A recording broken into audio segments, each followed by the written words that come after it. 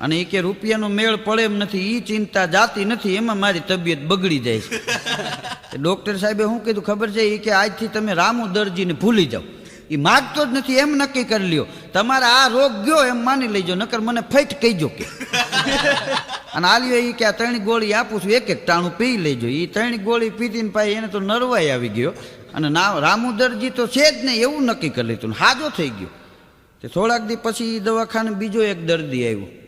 તે ડૉક્ટર સાહેબે તપાસીને કીધું કે તમને કાંઈ રોગ નથી, પણ કાંઈક ચિંતા હોય ને એવું લાગે, તમે ચિંતા કરો છો? ઓલું કે હા મને ચિંતા થાય છે.